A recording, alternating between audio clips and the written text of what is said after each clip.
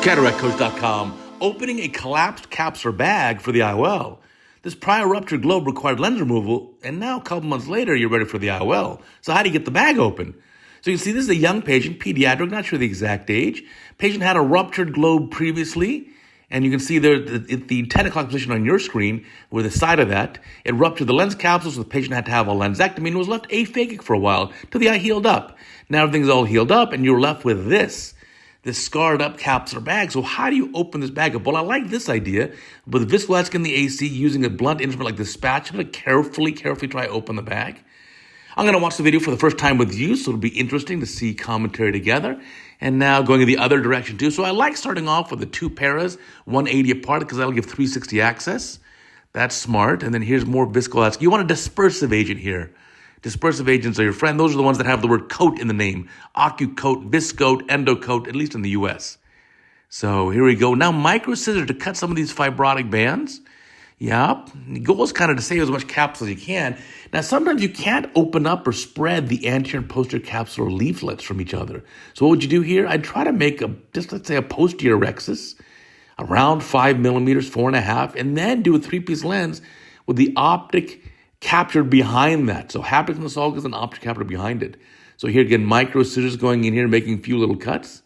But you definitely got to be careful about sparing this. Oh, there we go, a little bit of a rhexis. Now, is that the anterior capsule or the posterior? Can't quite tell, but see how it's wanting to run out on you. Be careful there. This is all the support you've got.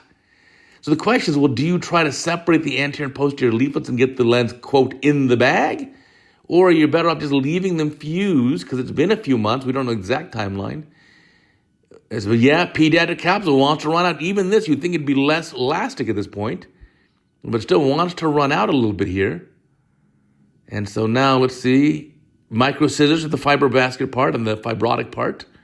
I guess not vascular, but fibrotic area. And now what's this? I guess that was the anterior capsule. Now this is the posterior capsule. Yeah, that's maybe what that was. Make it smaller. I'd make it always smaller than you think. You can always enlarge it here. And there you go. So maybe you were successful. Wow, I'm impressed. Opened up a capsular bag there. And now a little bit of vitrectomy. You definitely need to do that. Definitely. A little triamcinolone perhaps. Make sure you know what you got there. And let's see. Once you do that, we can get the lens in. And depending on the age of this child, say this child is like 12 years old, well, you probably just go ahead and put in your final IOL pair you want. If there is aiming for emetropia, if there is any axial elongation as the patient grows, well, it ends up a little myopic. Either myopia is a gift, which is what I believe, a low degree of myopia especially, or you can always do some LASIK, or PRK down the road if you need to. But here we go, looking good, cleaning all that up. That's the vitrector. Yeah, triamcinolone would really help. Then you can see a lot better as to what's going on here.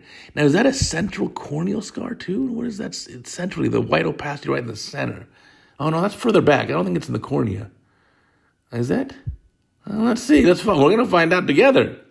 So again, the vitrectomy is much easier done with the triamcinolone because you're able to stain it and see it better. Here comes the lens going in, nice and easy. Watch out that second instrument. What are we putting in here? Oh, a single piece lens. Whoa, so you probably did get the bag open. Wow, hey, better than me. Congratulations. Lens is in the correct orientation. That looks good. Let's just get it dialed in, gently placed in the capsular bag. So a single piece acrylic.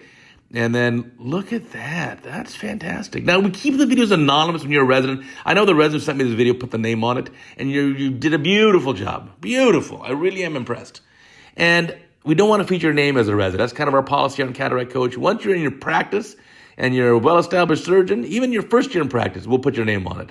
But as a resident, yeah, we're probably better off not putting names on it because as you notice, you will improve your skills a lot. You're already great. 2, 3, 4, 5 years from now, it'd be even better. But beautiful result here. Clean that up and leave a comment. What is that white spot? You can submit your video. Go to CataractCoach.com. Follow the directions.